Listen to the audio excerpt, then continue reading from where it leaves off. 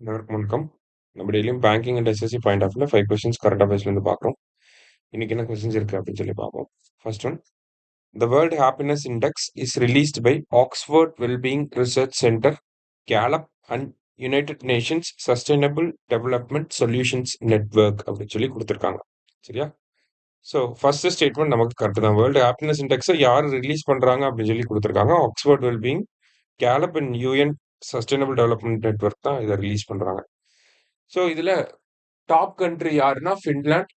தொடர்ந்து 9வது முறையா 9th கன்சிக்யூட்டிவ் டைமா ஃபின்லாந்து தான் ஃபர்ஸ்டா வந்திருக்காங்க. பாட்டம் கண்ட்ரி 147th ரேங்க்ல இருக்கிறது யாருன்னா ஆப்கானிஸ்தான். இந்தியாவோட ரேங்க் 116. போன டைம் 118, இப்போ 116. எந்த அன்னைக்கு இந்த ரிப்போர்ட் ரிலீஸ் பண்றாங்கன்னா வேர்ல்டு ஹாப்பினஸ் டே அன்னைக்கு, மார்ச் 20. சரியா? ஆல் ஆர் கரெக்ட் அப்படிங்கிறது கரெக்ட் ஆன்சர். அடுத்தது, how many weeks of maternity leave is allowed for adoptive mothers in India அப்படின்னு சொல்லி கேட்டிருக்காங்க.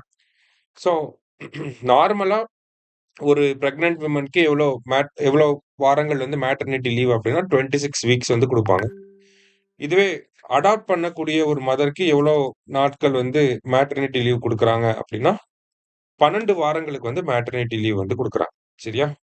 ஸோ 12 வீக்ஸ் அப்படிங்கிறது கரெக்ட் ஆன்சர்.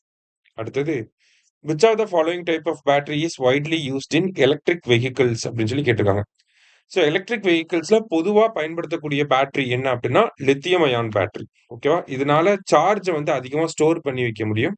அதனால தான் நம்ம லித்தியம் அயான் பேட்டரியை தான் மேஜரா லேப்டாப்பு, ஸ்மார்ட் போன்ஸ்ல அண்ட் எலக்ட்ரிக் வெஹிக்கிள் பேட்டரிஸ் எல்லாத்துலயுமே லித்தியம் அயான் பேட்டரி யூஸ் பண்ணுறோம்.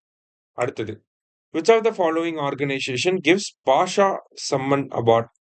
ஸோ பாஷா சம்மன் அவார்டை வழங்குறது யாருன்னா சாகித்ய அகாடமி தான். இப்போ ரீசெண்டாக சாகித்ய அகாடமி அவார்டை அனௌன்ஸ் பண்ணியிருந்தாங்க. இதுக்கப்புறமா பாஷா சம்மன் அவார்டையும் அனௌன்ஸ் பண்ணுவாங்க. சரியா? ஸோ சாகித்ய அகாடமி அப்படிங்கிறது கரெக்ட் ஆன்சர். லாஸ்டா, international forest day is observed on அப்படின்னு சொல்லி கேட்டிருக்காங்க. ஸோ இன்டர்நேஷனல் ஃபாரஸ்ட் டே எப்போ அப்படின்னு சொல்லி பார்த்தீங்கன்னா மார்ச் 22. ஓகேவா? சாரி, இன்டர்நேஷனல் ஃபாரஸ்ட் டே அப்படின்னு சொல்லி பார்க்குறப்ப மார்ச் 21 வந்து இன்டர்நேஷனல் ஃபாரஸ்ட் டே. இன்னைக்கு 5 கொஸ்டின்ஸ் பார்த்துருக்கோம். தேங்க்யூ.